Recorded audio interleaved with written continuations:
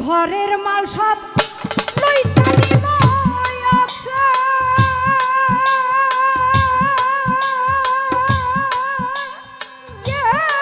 নায়া চোরে রে মুখ দেখাবো কারে আমি মুখ দেখাবো কারে মুখ দেখাবো কারে আমি মুখ দেখাবো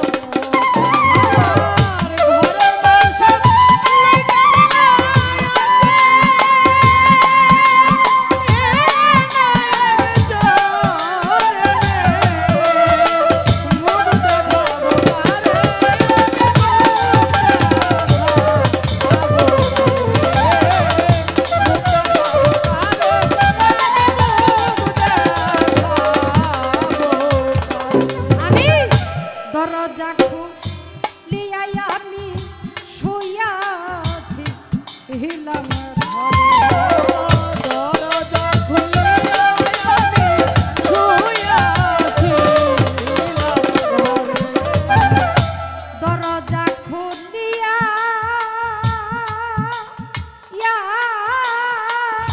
শুইয়াছিলাম আমি একা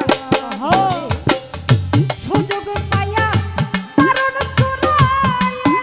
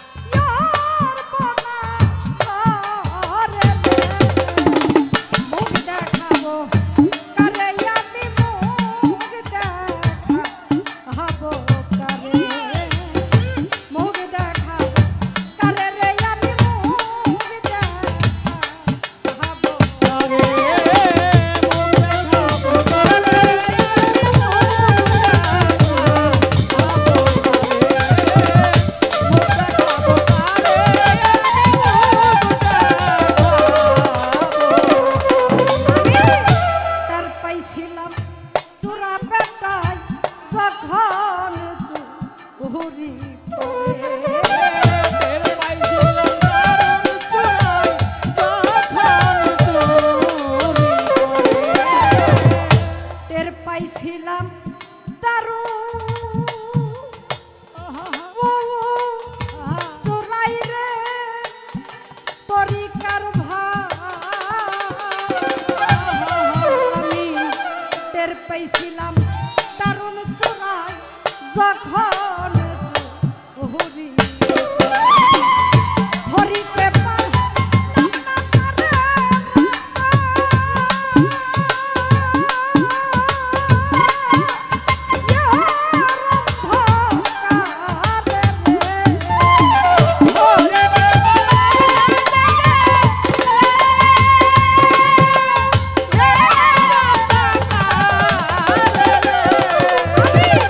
ধরিতে পারলাম না তারা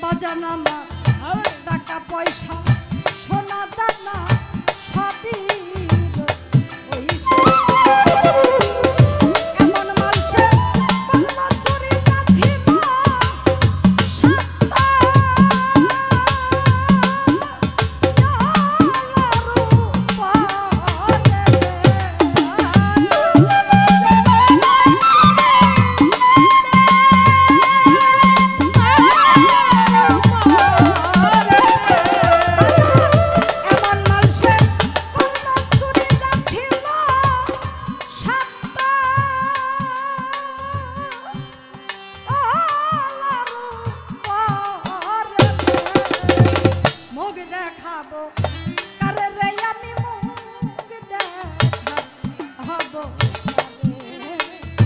মুখ দেখাবো কারে রে আমি মুখ দেখাবো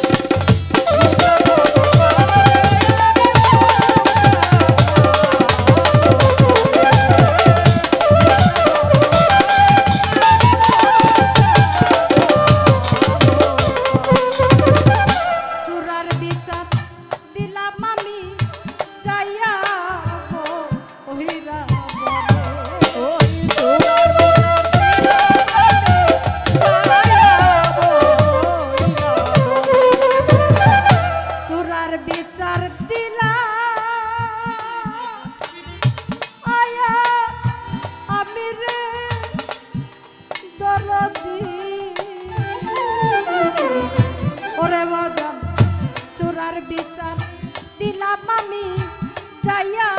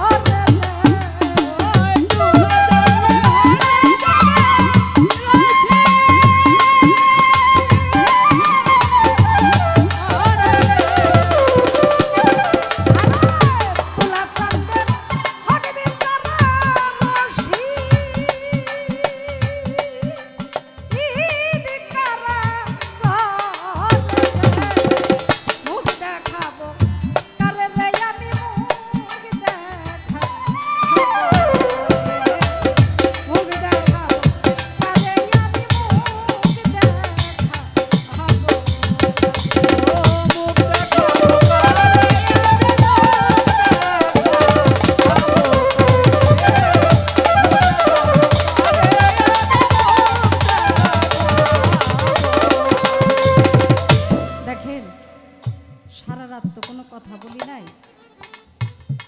দুইটা কথা বলি বাবা। এই যে গানটা মুখ দেখাবো কারে রে আমি মুখ দেখাবো কারে, ঘরের মাল সব লুইটা নিল অচেনায় এক চুরি, দরজা খুইলা শুয়া ছিলাম আমি একা ঘরে,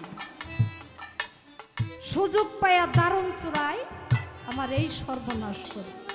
দেখেন টাকা পয়সা সোনা দানা সবই ছিল ঘরে, কিন্তু এমন জিনিস করলো চুরি চুরাই যা ছিল সাততলার উপর।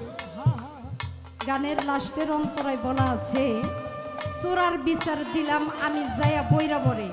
এই বৈরাবর দরবার আপনারা কেউ গেছেন? বৈরাবরের কাছেই কিন্তু আমার বাড়ি, না কালিয়াকুর, আমাদের কালিয়াকুরে বরিয়াবর দরবার শরীফ, যেখানে রশিদ সরকারের গুরুর বাড়ি, যিনি ছিলেন তুলাচাঁদ। রশিদ সরকারের ছোট একটা মেয়ে ছিল। এই যে আজকে অনাকাঙ্ক্ষিত একটা ঘটনা ঘটছে না বাবা, এরকম মেয়েটা যখন পাড়া মানে আশপাশে খেলতেছে, ওই দিকে আবার পুকুর ছিল, তো প্রতিবেশী ছেলে মেয়েদের সাথে খেলতেছে, একটা প্রতিবেশীর ওই খেলার ছলে একটা আঘাত লাগে, এমন জায়গায় আঘাত লাগছে রশিদ সরকারের মেয়েটা মারা গেছে, একটা মাত্র মেয়ে। তখন এই যে বাসার উনি কিন্তু হয়নি, তখন সর্বপ্রথম ওই একটা মেয়ে রশিদ সরকার, একটা কলিজার ধন যদি চলে যায় সেই বাপ মার কেমন লাগে, যার গেছে সে জানে। রশিদ সরকার পাগল হয়ে গেছে। মানিকগঞ্জের মধ্যে না, উনি শিল্পীর মধ্যে যেরকম সম্রাট জিহাদি শিল্পী ছিলেন, উনি সামাজিকভাবে একজন জিহাদি, খুব জিদ খোরা মানুষ ছিলেন। উনি উচিত কথা কাউরে ছাড়ে নাই, উনি কোনো অন্যায়কে প্রশ্রয় কখনো দেননি। উনি যে কোর্টে মামলা করছে, যেই ছেলেটার আঘাতে ওনার মেয়েটা মারা গেছে, কোর্টে যে ওই ছেলে আর ছেলের বাপের নামে মামলা করছে, কোর্টে গিয়ে যখন মামলা করছে, খুনের মামলা ওয়ারেন্ট জারি হয়েছে না, এখন ওই বাপপুত আসামি হইয়া ফেরারি হইয়া দেশে দেশে ঘুরে বেড়ায়। ঘুরতে ঘুরতে ঘুরতে উত্তরবঙ্গে অনেক দূরে এক জায়গায়, রংপুর অথবা এইদিকে এক জায়গায় চলে গেছে। তখন ওই জায়গায় বরিয়াবরের একটা পাগল ছিল, রশিদ সরকারের গুরু ভাই। সে জানতো পৃথিবীর কোনো আদালতের সিদ্ধান্ত রশিদ সরকার মানবে না, কিন্তু একটা জায়গায় যদি সিদ্ধান্ত দেয় সেই সিদ্ধান্ত রশিদ সরকার জীবনেও ফেলতে পারবে না। সেটা হলো তার মুর্শিদ তুলাচা। জানেন, বড় বড় গরু নিয়ে মুর্শিদের দরবারে, দয়ালের দরবারে বউ পোলাপান লইয়া কি পার্লারে যায় মেকআপ টেকআপ কইরা বেনারসি শাড়ি পিন্ধে পীরের বাড়িতে যায় না রসের দিন? হ্যাঁ? পীরের বাড়িতে তো যাওয়ার নিয়ম হলো চাকর সাইজে। কি হ্যাঁ? ওই দিন তো আপনার হজের দিন। একটা পীরের বাড়িতে যেই দিন উরস হয় ভক্তের জন্য, ওই দিন হজ হয়, ওইখানে কোনো রং তামাশার জায়গা না। আমি নিজের চোখে দেখছি এই বরিয়াবর দরবারে এত বড় বড় দালান কোঠা থাকতে রশিদ সরকারের মতো একজন মানুষ, বরিয়াবর যে দরবারটা, দরবারের সামনে একটা চক, এই চকের মাথায় কিছু পাকুর গাছ থাকে, ওই চকের মধ্যে চৈত্র মাসের 15 তারিখ উরস হয় না, মেলা হয় না, ওই যে বছর শেষে চৈত্র মাসে যখন বাবার উরস আসে, হাজার হাজার পাগল এসে মিলে যায় মেলা। বাবা তোমার দরবারে সব পাগলের খেলা। কোনো ঘরের মধ্যে না থাইকে রশিদ সরকার ওই পাকুর গাছের নিচে তাবু টানাইয়া ওইখানে একটা চট বিছাইয়া ওইখানে পড়ে থাকতো। কালো মানুষটা ছিল, ধুলাবালি যায় ওনার শরীরটা একদম ভইরা যাইতো, কিন্তু উনি গুরুর দরবারে কখনো ঘরে গিয়া থাকতো না। 3 দিন উরস হইতো, ওই 3 দিনই উনি ওই গাছের নিচে অবস্থান করত। তখন ওই যেই বাপপুত আসামি ওদেরকে একটা বুদ্ধি দিল, তোমরা একটা কাজ করো, এই মামলার থেকে তো বাঁচতে পারবা না, এই মামলার থেকে বাঁচার একটা উপায় আছে, তা হইলো তোমরা যে তুলাচানের কাছে মুড়ি ধরো। বাপপুতেরা দুইজনে আইসে তুলাচানের কাছে মুড়ি ধরছে। এই কথা রশিদ সরকারের কানে গিয়া পৌঁছাইছে। আমার সন্তান মাইরা ফেলাইছে, সে যদি আমার পীরের কাছে যায় আশ্রয় পায়, আমি বিচারটা দিব কার কাছে? আমার বিচার দেওয়ার জায়গাটা কই? একজন ভক্তের কাছে সবচেয়ে বড় আদালত হলো তার পীরের দরবার, সবচেয়ে বড় বিচারক হলো তার পীর, তার মুর্শিদ। খবর না শুই না মানিকগঞ্জ থেকে হাঁটা ধরছে, ডাইরেক্ট হাঁটতে হাঁটতে বরিয়াবর দরবারের দিকে যখন আসতেছে তুলাচান দরবারের থেকে বইসা দেখে যে পাগল তো আমার আসতেছে। পাগলের মন মেজাজ তো খুব খারাপ। তুলাচান ওই বাপ পুতেরে দুইজনে দুই পাশে নিয়ে বইসা রয়েছে। রশিদ সরকার আইসা যখন দাঁড়াইছে, উনি দাঁড়াইয়া কোনো কথা বলার সুযোগ না দিয়া কয়, রশিদ রে তুই কেন আইছ সেটা তো আমি বাবা জানি, কারণ আমি তো তোর মুর্শিদ, তোর অন্তরের সমস্ত খবর আমি জানি। তো তুই তোর মায়া চাস না তরিকার ভাই চাস, কি চাস? দেখেন গুরু ভক্ত কি জিনিস। বলে বাজান এইটা আপনি কি কর? তুলাচান ডাক দিয়ে কইছিল, ওরা আমার কাছে মুরিদ হয়েছে, ওরা আজকে থেকে তোর তরিকার ভাই, তোর হাতে তুইলা দিলাম, তুই কি বিচার করবি? তুই নিজের হাতে কর, কোনো দারোগা পুলিশের হাতে তুলে দিবি? রশিদ সরকার টান দিয়ে বুকের মধ্যে নিয়ে কইছিল, একটা সন্তানের বদলে যদি 2টা তরিকার ভাই পাওয়া যায়, আমার যদি 10টা সন্তান থাকতো, 10টা সন্তান। তাই বলেছে চোরার বিচার দিলামালি যাইয়া বহিরা বলে,